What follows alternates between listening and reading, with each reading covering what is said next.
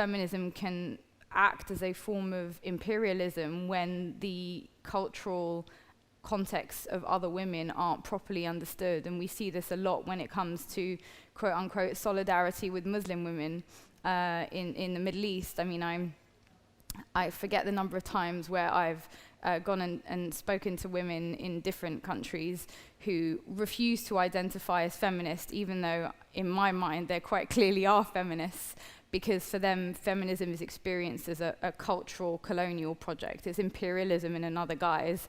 In other words, it's an attempt to impose one usually white woman's understanding of what emancipation looks like on another woman. And when you're talking about usually a very secular context, that is a problem for example, women who identify as religious, be they in the Middle East or elsewhere. I mean, that's not the only issue.